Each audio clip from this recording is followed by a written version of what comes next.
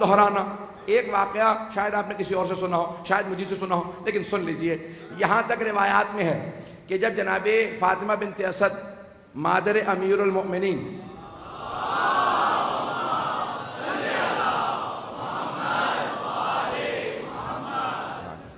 دنیا سے رخصت ہوئی تو جناب امیر روتے ہوئے آئے سرور کائنات کے پاس، کہا یا رسول اللہ آج میری ماں کا انتقال ہو گیا۔ تو سرور کائنات نے کہا، شیعہ سنی علماء نے لکھا، یا علی مت کہیے کہ آپ کی ماں کا انتقال ہوا، بلکہ کہیے یا رسول اللہ آپ کی ماں کا انتقال ہو گیا۔ امی بعد امی، وہ میری ماں کے بعد میری ماں تھی، جتنی محبت انہوں نے مجھے دی، چچی نے مجھے بڑی محبت سے پالا۔ پیغمبر آئے، اپنی ابا اتاری اور کہا کہ میری ابا کا کفن دینا میری چچی کو۔ اپنی ابا اڑھائی، جنازہ خود پڑھایا، قبر مطہر میں اترے، جنت البقیع میں قبر ہے جناب فاطمہ بنت اسد کی، جناب ام البنین کے ساتھ، جناب صفیہ کے ساتھ، یہ بیویاں ساتھ ساتھ ہیں۔ تو جناب سرور کائنات، میں کہتا ہوں سلام اس بی بی پہ جن کو قبر میں دینے والے علی مرتضیٰ تھے، قبر میں لینے والے رسول خدا تھے۔ رسول خدا نے کہا ذرا یا علی رک جائیے، پہلے میں ذرا قبر سے بات کر لوں۔ رسول خدا نے اپنے ہاتھ سے پوری قبر کو ملنا شروع کیا اور زمین پہ دیواروں پہ ہاتھ لگا، کہا قبر خبردار میری چچی کو اذیت نہ ہو، اگر میری چچی نے کوئی شکوہ کیا میں حساب لوں گا۔ اپنے ہاتھوں سے چچی کو لیا، قبر میں رکھا، قبر سے باہر آئے۔ جملہ میں پیش کر رہا ہوں۔ اب شیعہ سنی علماء نے لکھا ہے پیغمبر اسلام نے اپنے ہاتھوں سے قبر کو بند کیا اور سرحانے بیٹھ گئے۔ سرحانے رسول اسلام موجود ہیں اور پائنتی پہ جناب علی مرتضیٰ کہ ایک مرتبہ رسول خدا کی آنکھوں میں آنسو تھے، ایک مرتبہ روتے روتے رک گئے۔ سارے صحابہ پیغمبر کو دیکھ رہے ہیں کہ ایک مرتبہ رکے اور فوراً کہا ابنوں کے چچی جان آپ کا بیٹا نعرہ آئے گا لیکن بات سننے کے بعد۔ تو رسول خدا نے کہا، شیعہ سنی علماء نے لکھا ہے کہ رسول خدا ابنوں کے رسول خدا نے فرمایا کہ چچی جان آپ کا بیٹا۔ صحابہ نے کہا یا رسول اللہ کیا معاملہ؟ کہ فرشتے آئے، بڑی تعظیم سے میری چچی سے پوچھا من ربو کے، آپ کا رب کون ہے؟ چچی نے بڑے اطمینان سے کہا اللہ ربی، اللہ میرا رب ہے۔ انہوں نے کہا من رسولوں کے، آپ کا من نبیوں کے، آپ کا نبی کون ہے؟ چچی نے میری طرف اشارہ کیا محمد نبی، محمد میرے نبی ہیں۔ ایک مرتبہ فرشتوں نے پوچھا من اماموں کے، آپ کا امام کون ہے؟ چچی نے میری طرف دیکھا، میں نے فوراً کہا ابنوں کے۔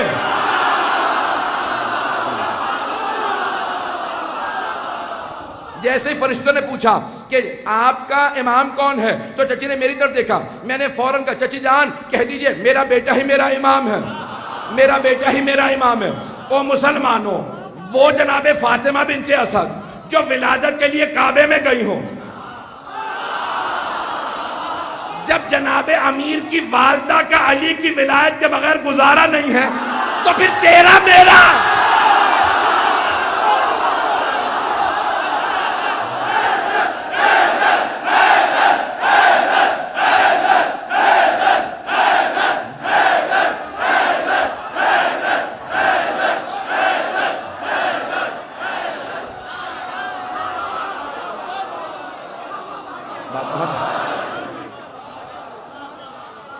توجہ ہے جانے گرامی یہ پوری توجہ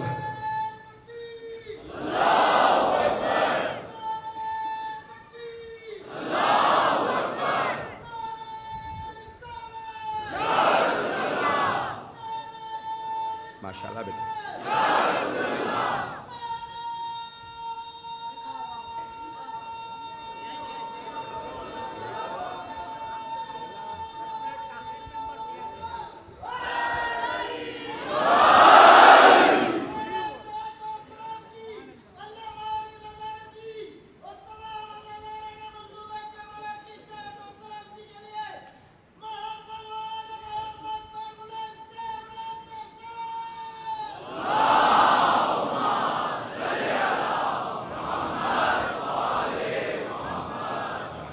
پروردگار سلامت رکھے نعرہ لگانے والوں کو، ان سب کو صحت و سلامتی، پروردگار جتنے عزادار یہاں موجود ہیں سب کو صحت و سلامتی عنایت فرما۔ اذان گرامی میں پیش کر رہا ہوں تو جناب سرور کائنات نے جناب فاطمہ بنت اسد سے بھی یہی کہا کہ ابنوں کے اذان گرامی یہ پوری کائنات امیر المؤمنین کی ولایت کے بغیر آگے نہیں بڑھ سکتی۔ اور نووی نے اہل سنت کے بہت بڑے مؤلف ہیں، فرمایا نووی نے فرمایا کہ اللہ نے حدیث قدسی میں فرمایا لو اجتمع الناس كلهم على ولایت علی لما خلقت النار، اگر سارے لوگ، اللہ فرماتا ہے اگر سارے لوگ علی کی ولایت پہ اجماع کر لیتے، علی کی ولایت کو مان لیتے تو میں جہنم خلق ہی نہ کرتا۔ تو پتہ چلا جہنم کو بنایا ہی منکران ولایت ہے۔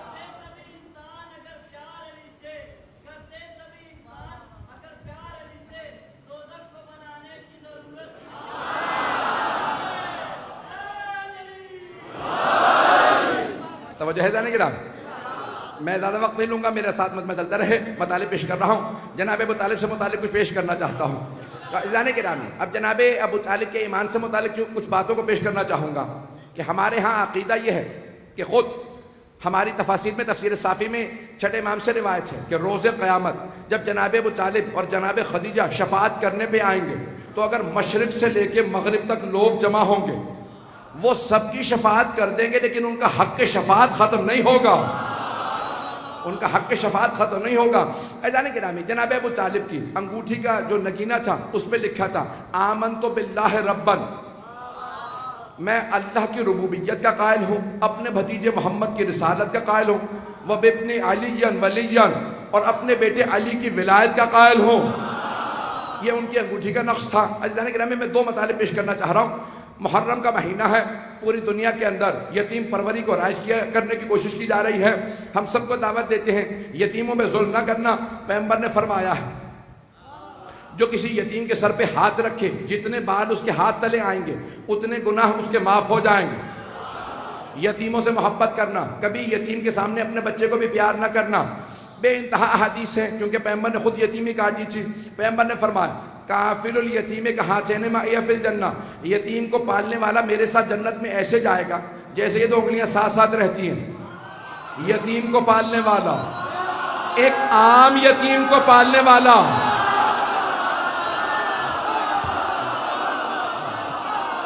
صحیح بخاری میں ہے، ایک عام یتیم کو پالنے والا میرے ساتھ جنت میں ایسے جائے گا جیسے یہ دو انگلیاں ساتھ رہتی ہیں۔ عام یتیم کو پالنے والا، ایک عام یتیم کو پالنے والا پیغمبر کے ساتھ جنت میں ایسے جائے گا جیسے دو انگلیاں ساتھ رہتی ہیں۔ اور جس ابو طالب نے کائنات کے سب سے عظیم یتیم محمد مصطفیٰ کو پالا ہو،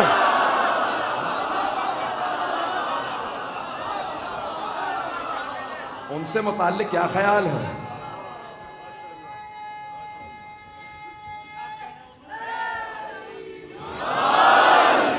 توجہ فرما رہے جانے کے نام۔ اب آئیے ذرا دلیلوں میں سے جو دلیل دی ہے جناب ابو طالب کے ایمان پہ، تو ہمارے علماء نے ایک دلیل یہ دی ہے کہ جب جناب سرور کائنات کا رشتہ آیا جناب خدیجہ کی طرف سے، اسلام میں مستحب یہ ہے کہ مرد رشتہ بھیجے، مرد رشتہ بھیجے خاتون کے احترام کے لیے، لیکن تاریخ میں تمام مؤلفین نے، مصنفین نے، مورخین نے یہ جملہ لکھا، شیعہ سنی نے بھی، حتیٰ جتنے اورینٹلسٹ ہیں، مستشرقین ہیں، غیر مسلم، سب نے لکھا کہ جناب خدیجہ نے سرور کائنات کے لیے رشتہ بھیجا۔ تو میں اکثر سوچا کرتا تھا کہ سرور کائنات کی یہ سنت ہے کہ انہوں نے پوری دنیا کو سکھایا کہ مرد رشتہ بھیجے، لیکن ان کے لیے رشتہ جناب خدیجہ کا آیا۔ تو اب میں بہت سوچتا تھا جناب خدیجہ نے کیوں رشتہ بھیجا، تو پھر میرے ذہن میں ایک بات آئی، جواب پیش کر رہا ہوں، دل کو لگے تو کوئی خاموش نہ بیٹھے، کہ جناب خدیجہ نے کیوں رشتہ بھیجا جناب سرور کائنات کے لیے، اور سب نے لکھا اتفاق ہے کہ جناب خدیجہ نے رشتہ بھیجا سرور کائنات کے لیے۔ تو میرے ذہن میں ایک بات آئی ہے کہ کیونکہ جناب خدیجہ ملکۃ العرب تھی، بہت دولت مند تھی، تو اگر رسول خدا رشتہ بھیج دیتے تو تمام کے تمام بدعقیدہ ملائی یہ کہتے کہ محمد نے دولت دیکھی تھی رشتہ بھیج دیا۔ تو جناب خدیجہ نے رشتہ بھیج کے بتایا، محمد نے رشتہ بھیج کے دولت نہیں دیکھی تھی، ہم نے پیغمبر کو پہچانا جب نہ قرآن آیا تھا نہ اعلان رسالت ہوا تھا، میں نے پہچان کے دولت محمد پہ قربان کی۔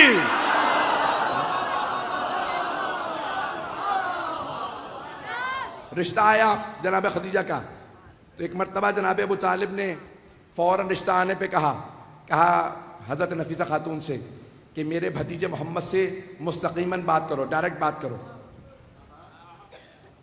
جیسے ہی حضرت نفیسہ خاتون آئیں جناب رسول خدا کے پاس، کہا کہ خدیجۃ الکبریٰ نے آپ کے لیے رشتہ بھیجا، کہا میرے چچا سے بات کرو۔ جو ہو رسول خدا صلی اللہ علیہ وسلم نے فرمایا کہ میرے چچا ابو طالب سے بات کرو، کہ پہلے ان کے پاس جا چکی ہوں، انہوں نے آپ کے پاس بھیجا۔ کہا کہ ٹھیک ہے، پھر مجھے مشورہ کر لینے دو۔ یہ پیغمبر ادب سکھا رہے ہیں، صرف بڑوں کا نہیں، جناب ابو طالب کا۔ چچا اور بھی تھے لیکن ابو طالب اور ہیں۔ تو کہا کہ مجھے مشورہ کر لینے دو، میں اپنے چچا سے مشورہ کر لوں، پھر اس کے بعد بتاؤں گا مجھے رشتہ قبول ہے یا نہیں ہے۔ فوراً گئے جناب سرور کائنات جناب ابو طالب کے پاس، کہا چچا جان آپ کو معلوم ہے نا کہ خدیجہ کا رشتہ آیا ہے؟ کہا ہاں بھتیجے۔ کہا چچا جان آپ کا مشورہ کیا ہے؟ کہا بھتیجے خدیجہ کا شجرہ ہمارے شجرے سے 4 نسلوں پہ مل جاتا ہے، اور انبیاء کی ازواج کو جیسا ہونا چاہیے وہ بالکل ویسی ہیں، پاک دامنہ بھی ہیں، حسب نسب بھی پاک ہے۔ پتہ نہیں لوگ ہیں یا نہیں ہیں، اگر ہیں یا اگر بات پہنچ رہی۔ تو جناب سرور کائنات مشورہ لے رہے جناب ابو طالب سے، کہا حسب نسب بھی پاک ہے، شجرہ بھی پاک ہے، کردار بھی پاک ہے، با پردہ ہے۔ کہا بھتیجے اس سے بہتر آپ کو رشتہ نہیں مل پائے گا۔ نہ جانے کیسے جناب ابو طالب نے کہا اس سے بہتر رشتہ نہیں مل پائے گا۔ پیغمبر کو اس کے بعد اتنی شادیاں ہوئیں، ویسا رشتہ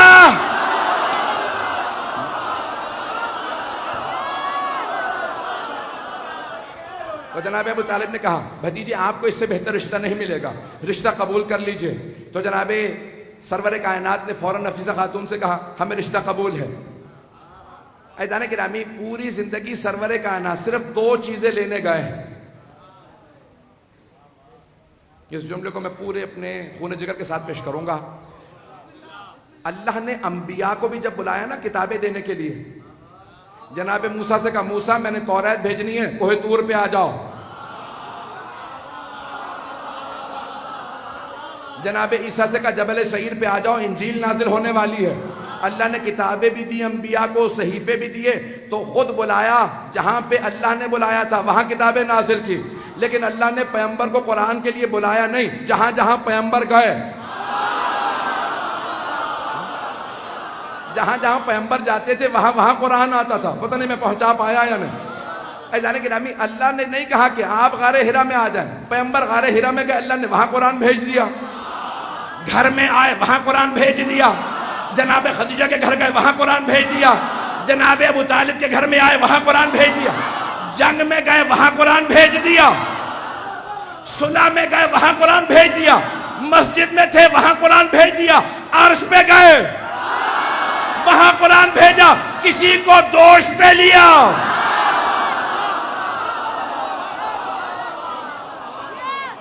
جہاں جہاں پیغمبر جاتے رہے اللہ وہاں قرآن بھیجتا رہا، لیکن 2 چیزیں لینے خود پیغمبر گئے۔ پتہ نہیں اب بات پہنچ رہی ہے نہیں پہنچ رہی۔ صرف 2 چیزیں بڑی ذمہ داری سے پڑھ رہا ہوں۔ حتیٰ پیغمبر تمام ازواج کسی بھی زوجہ کو بیاہنے نہیں گئے، صرف جناب خدیجہ سے شادی مکے میں ہوئی ہے، باقی تمام ازواج مدینے میں۔ ازواج آئی ہیں پیغمبر بیاہنے نہیں گئے، نہیں پہنچا سکا۔ پیغمبر گھروں پہ نہیں گئے، باپ اپنی بیٹیوں کو پیغمبر کی خدمت میں لے کے آئے۔ پتہ نہیں بات پہنچا پر، لیکن 2 چیزیں، یعنی اللہ قرآن بھی پیغمبر کو بھیج رہا، لیکن 2 چیزیں لینے خود پیغمبر گئے۔ جناب خدیجہ کو جب بیاہنے گئے تو خود ان کے گھر گئے، اور جب علی کو لینے گئے تو خود ہی کعبے گئے۔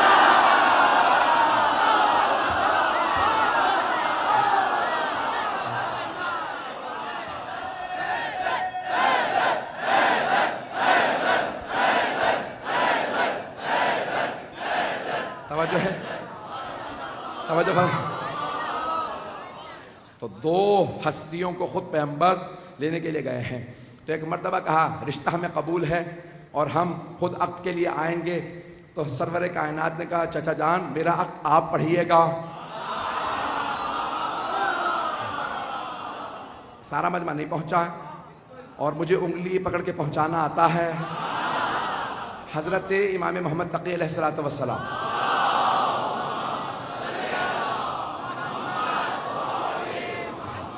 وعجل فرجہ. ان کا عقد ہے مامون الرشید کی بیٹی سے، ذہن میں ہے نا؟ تو اس نے کہا کہ بھئی آپ کی شادی ہوگی میری بیٹی سے، اور سارا دربار اس زمانے کے بڑے بڑے علماء سے بھر گیا. تمام بنی عباس آ گئے، اعتراض کرنے لگے، 9 برس کا بچہ اور شہزادی کی تم شادی اس سے کر رہے ہو؟ کہا یہ بچہ نہیں ہے، یہ خاص انسان ہے، اسی سے ہوگا. اب مجھے بحث نہیں ہے مامون کے کردار سے، قاتل امام رضا ہے تو میں کوئی اس کی تعریف نہیں کر رہا ہوں، لیکن اس نے کہا کہ بھئی شادی اسی سے ہوگی بچے سے. سارے کا سارا بغداد جمع ہو گیا، اور ایک مرتبہ مامون نے سوال کیا امام محمد علیہ السلام سے، کہا آپ کا حق کون پڑھے گا؟ اتنے علماء کھڑے ہیں، ان میں سے انتخاب کر لیجئے. اگر بات پہنچ جائے ان میں سے آپ جس کا انتخاب کریں گے وہ آپ کا حق پڑھ دے گا، اور اگر کہیں تو میں آپ کا حق پڑھ دیتا ہوں. امام نے کہا خبردار، اگر میرے بابا یہاں موجود ہوتے تو میرا حق وہ پڑھتے، لیکن کیونکہ میرے بابا جیسا کوئی اور نہیں ہے اسی لیے میں اپنا حق خود پڑھوں گا. اب پہنچ رہا ہے، اپنا حق میں خود پڑھوں گا. اب سمجھ میں آیا جناب ابو طالب کا مقام؟ ارے رسالت جس سے حق پڑھوائے. کہا چچا جان آپ میرا حق پڑھیں گے؟ تو ایک مرتبہ جناب ابو طالب نے کہا ٹھیک ہے. نے کہا ہاں آپ کو پتا ہے کہ اس کی اہمیت جب شادی کے اندر آ جاتے ہیں، تو میں تو جاتے ہی رہتا ہوں، تو اہمیت اس وقت بہت زیادہ ہوتی ہے کہ نکاح پڑھنے کے لیے آئے ہیں. عزیزان گرامی، سرور کائنات جنہیں اہمیت دے کے بلائے انہیں ابو طالب کہتے ہیں. سب نے لکھا جناب ابو طالب نے ہرے رنگ کا امامہ باندھ رکھا تھا، ابا قبا پہن رکھی تھی، پٹکا باندھ رکھا تھا، بہت خوبصورت تھے، وجی تھے، سفید ریش تھے. ایک مرتبہ آئے، سرور کائنات کا چچا جان میرے ساتھ تشریف رکھیے، میرا آپ پڑھیں گے. جناب ابو طالب نے شروع کیا، کہا کہ میں پہلے خطبہ دوں گا. جب خطبہ شروع کیا تو کہا الحمدللہ رب العالمین. خطبہ شروع کیا الحمدللہ رب العالمین سے. بھئی ابھی قرآن نزول شروع نہیں ہوا، پیغمبر 25 برس کے ہیں، 15 سال باقی ہیں نزول قرآن میں. اب مجھے نہیں پتا کہ جناب ابو طالب لوح محفوظ کا مطالعہ کر رہے تھے، مجھے نہیں پتا کہ جناب ابو طالب لوح محفوظ کا مطالعہ کر رہے تھے کہ قرآن کا پہلا سورہ فاتحہ ہوگا، الحمد سے شروع ہوگا یا نہیں. انہوں نے ویسے ہی الحمدللہ پڑھ دی تھی، لیکن اللہ کو اتنا پسند آیا